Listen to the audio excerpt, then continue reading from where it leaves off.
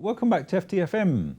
Governments across the world would like to encourage more investment in infrastructure from long-term investors such as pension funds. But this has proved harder to achieve than many policymakers anticipated. Joining us to discuss the outlook for infrastructure investing is Weston, Chief Executive of the Pensions Infrastructure Platform, which manages more than £1 billion worth of infrastructure investments on behalf of pension funds. Welcome, Mike. Thanks, Chris. So tell us about the PIP, how you've become involved in infrastructure investing.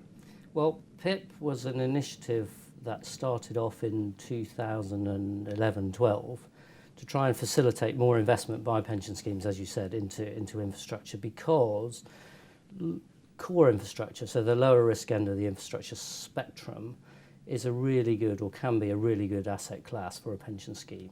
It delivers long-term contractual inflation-linked cash flows, exactly the sorts of investment returns that enable pension schemes to match the pension scheme liabilities that they have.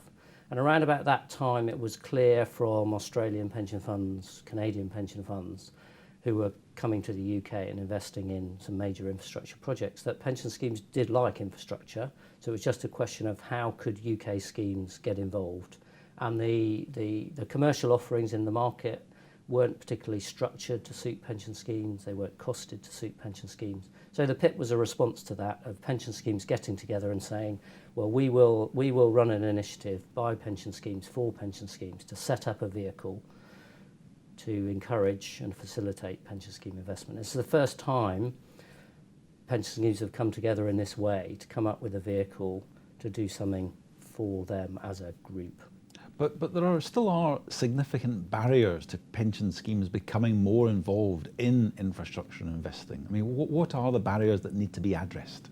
I mean, there are a number. There are two or three. One is the internal organisation of a pension scheme, because most pension schemes in the UK contract out their asset management to asset managers, and aren't regulated or structured or resourced to do investment in their own right. So if you're going to do infrastructure and you don't want to use an external manager, then you have to go through a regulatory approvals process. That requires effort and resource internally to set up a team to do it.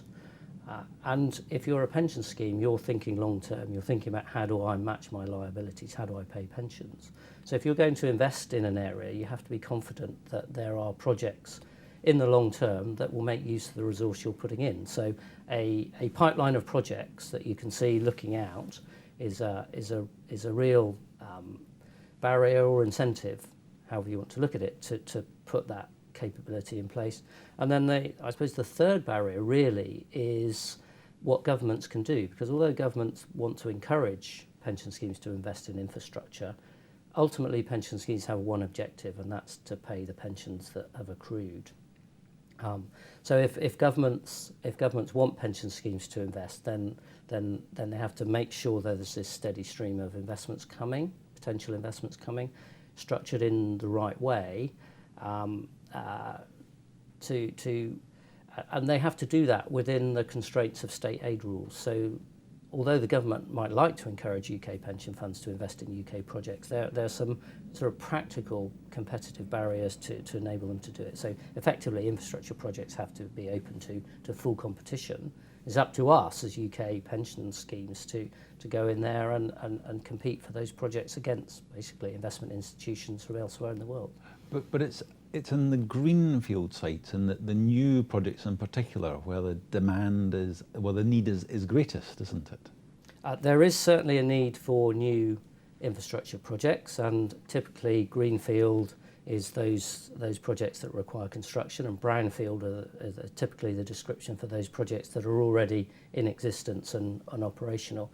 I think actually those definitions are becoming less useful as we go ahead, because as a pension schemes are looking at what the underlying risk and cash flow dynamics of each project are, and we're sitting opposite the Thames at the moment, and Thames Tideway is a great project which PIP has been involved in, that is a huge construction project, but it's been structured in such a way in terms of a government guarantee and risk sharing to reduce the construction risk on the project to a level that is acceptable to pension schemes. The returns have come down, commensurate with that reduced risk, but to a level that still will enable pension schemes to generate the returns they need to pay pensions at a risk they're comfortable with. So that is a great example of how you can structure greenfield projects in a brownfield way. So I think there's a lesson there in terms of you can get new infrastructure built and funded by pension schemes if you look at how it's structured in a way of getting that risk and return balance right. And you think this is so important that a government minister should actually be appointed to take care of infrastructure?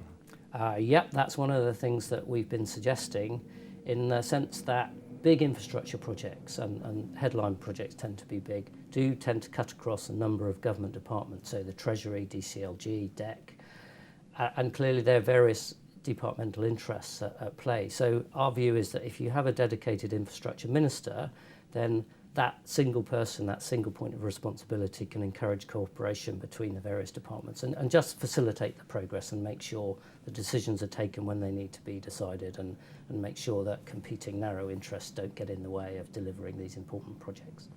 Mike Weston of the PIP, thank you very much for joining us today. Thanks, Chris. And for more on this topic, go to ft.com/FTfm.